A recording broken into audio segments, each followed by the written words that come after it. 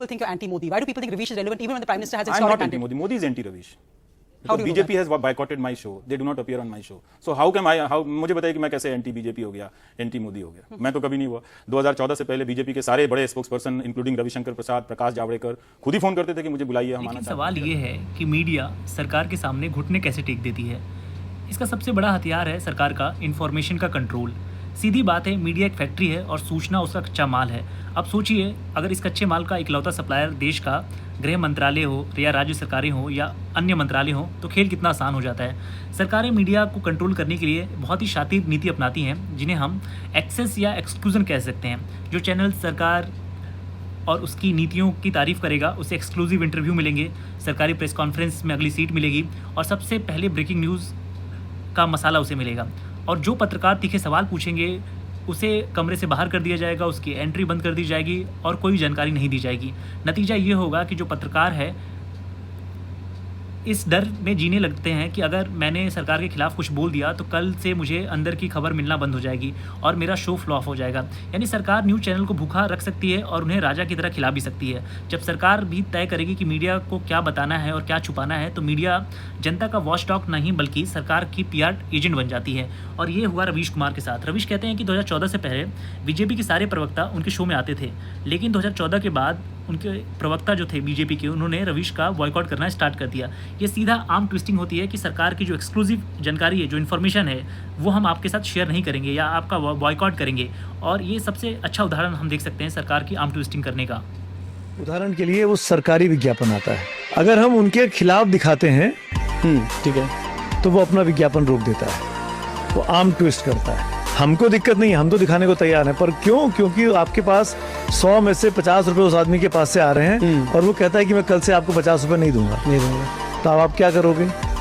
तो वो आम ट्विस्ट करते हैं। और ये जो हम बात करेंगे उस सबसे बड़े सच की, जिसके बिना मीडिया की हेजमनी का यह पूरा ढांचा एक दिन भी खड़ा नहीं रह सकता, और वो कड़वा सच है पैसा, यानी विज्ञापनों का खेल। हम अक्सर ये भूल जाते हैं कि जब न्यूज़ चैनल हमें मुफ्त में खबरें दिखा रहे होते हैं तो उनका असली मकसद हमें जागरूक करना नहीं होता, क्योंकि मीडिया की दुकान एक शाश्वत नियम पे चलती है कि अगर आपको मिलने वाला प्रोडक्ट मुफ्त है तो असल में बिकने वाले प्रोडक्ट आप और हम खुद हैं। एक न्यूज़ चैनल कभी भी दर्शकों के सब्सक्रिप्शन के पैसे से नहीं चल सकता, बल्कि उसकी रीढ़ की हड्डी और कमाई का 80 से 90% हिस्सा उन बड़े कॉर्पोरेट घरानों और सरकारी विज्ञापनों से आता है, जो हर महीने करोड़ों रुपए उनके खातों में डालते हैं। यहीं से शुरू होता है हितों का वो टकराव के सारे सिद्धांत दम तोड़ देते हैं।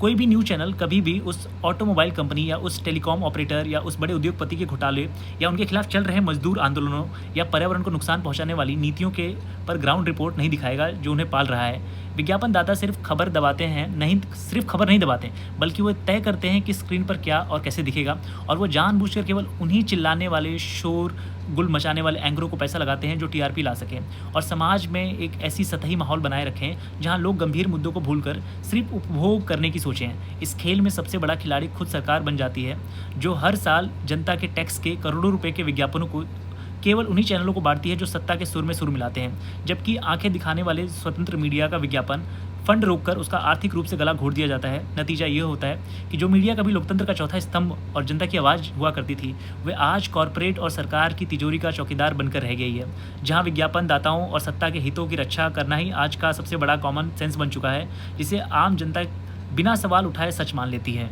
इन्हीं सवालों के बीच अब एक डिबेट जो शुरू होती है, गोदी मीडिया वर्सेस लुटियंस मीडिया। एक एक करके समझेंगे कि ये गोदी मीडिया और लुटियंस मीडिया का डिबेट है क्या। बेसिकली गोदी मीडिया का जो शब्द है वो रवीश कुमार ने दिया था। इस बेहद तीखे शब्द को पहली बार रवीश ने इस्तेमाल किया था। सत्ता की गोद में बैठा हुआ मीडिया, जिसे इंग्लिश में लैपटॉप जर्नलिज्म भी कहते हैं, ये सिर्फ एक गाली या तंज नहीं है, बल्कि यह एक ऐसी पत्रकारिता का प्रतीक है जिसने मीडिया के बुनियादी सिद्धांतों को पूरी तरह उलट कर रख दिया, ऐसा रवीश का मानना है।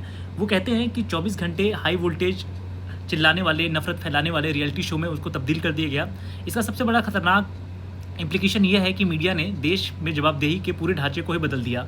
यहाँ पत्रकार सरकार से रोजगार, अर्थव्यवस्था या स्वास्थ्य पर सवाल पूछने के बजाय विपक्ष, सामाजिक कार्यकर्ताओं, यूनिवर्सिटी के छात्रों और जो भी अपने हक की बात कर रहा है, उस से ही सवाल पूछना एक आम बात हो गई है। सत्ता के पक्ष में 24 घंटे हाइपर नेशनलिज्म यानी अति राष्ट्रवाद का उन्माद पैदा करके समाज को देशभक्त बनाम देशद्रोही के बाइंड्री में बांटकर इस गोदी मीडिया ने एक ऐसा नया कॉमन सेंस तैयार किया है जहां सरकार की हर विफलता को छुपा दिया जाता है और सत्ता से कोई भी जायज़ सवाल पूछना सीधे तौर पर देशद्रोह मान लिया जाता है। अंततः समाज के शोषित वर्ग का ध्यान भटकाकर स्टेट को सुरक्षित रखा जाता है या सरकार को सुरक्षित रखा जाता है। ये रवीश का कहना है गोदी मीडिया के बारे में। गोदी मीडिया के अगेंस्ट में लुटियंस मीडिया का कॉन्सेप्ट लाया जाता है, जहां पर दिल्ली के उस पारंपरिक अंग्रेजी भाषा और सुखदार मीडिया एलीट वर्ग से है जिनका ठिकाना लुटियंस दिल्ली के सत्ता के गलियारे रहे हैं। इस शब्द को राजनीतिक और पत्रकारिता में लोकप्रियता तब मिली जब प्रधानमंत्री नरेंद्र मोदी और वरिष्ठ पत्रकारों ने दिल्ली के इस खास क्लब और एक्सेस जर्नलिज्म और सत्ता के बेहद करीबी होने का आरोप लगाया। तो दोनों तरफ से आरोप प्रत्यारोप लगते रहते हैं, एक तरफ गोदी मीडिया तो एक तरफ लुटियंस मीडिया।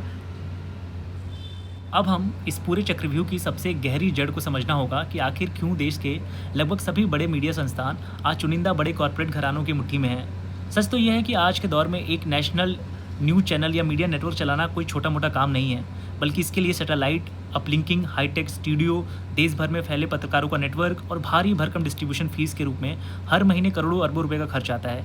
इतनी बड़ी पूंजी किसी आम पत्रकार या स्वतंत्र संस्था के पास नहीं होती और यहाँ एंट्री होती है उन बड़े कॉरपोरेट दिग्गजों की जिनके पास असीमित पैसा है। ये कॉरपोरेट घराने मीडिया को मुनाफा कमाने के लिए नहीं बल्कि एक रणनीति कवच के रूप में खरीदते हैं, क्योंकि जब देश का सबसे बड़ा न्यूज़ नेटवर्क आपका होगा तो सरकारें भी आपके खिलाफ कोई सख्त नीति बनाने से पहले 100 बार सोचेगी और जनता के बीच आपकी छवि हमेशा एक मसीहा की बनी रहेगी।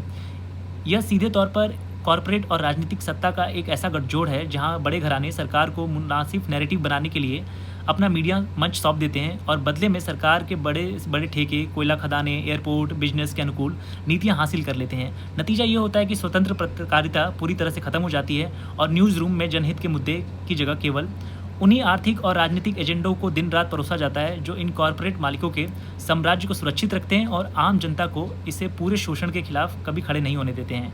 और ये सिर्फ भारत तक का फिनोमेना नहीं है, ये वर्ल्ड वाइड फिनोमेना है। अमेरिका से लेकर जितने भी आप बड़े बड़ी डेमोक्रेसीज देखेंगे वहाँ पर आप देखेंगे कि जो बड़े कॉरपोरेट घराने हैं कैसे बड़े बड़े मीडिया हाउसेज और न्यूज़ को कंट्रोल करते हैं। आखिर क्यों आम जनता उन ताकतों, उन सरकारों, उन सिस्टमों के लिए तालियां बजाती हैं जो असल में उनका शोषण कर रहे होते हैं? इसका जवाब ग्रामसी ने दिया। ग्रामसी कहते हैं कि सत्ता पर बैठे लोग सिर्फ लाठी या बंदूक के दम पर राज नहीं करते, वे राज करते हैं आपके दिमाग पर। उन्होंने एक सिद्धांत दिया जिसे वो कहते हैं कल्चरल हेजेमनी। ग्रामसी का मानना था कि शासक वर्ग शिक्षा और संस्कृति के जरिए अपने विचारों को समाज में इस कदर घोल देता है कि वो विचार आम जनता के लिए कॉमन सेंस लगने लग जाते हैं। जब कोई नैरेटिव कॉमन सेंस बन जाए तो लोग उस पर सवाल उठाना बंद कर देते हैं।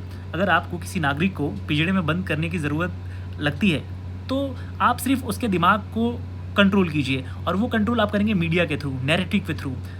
ये तरीके होते हैं जनता को मूर्ख बनाने के।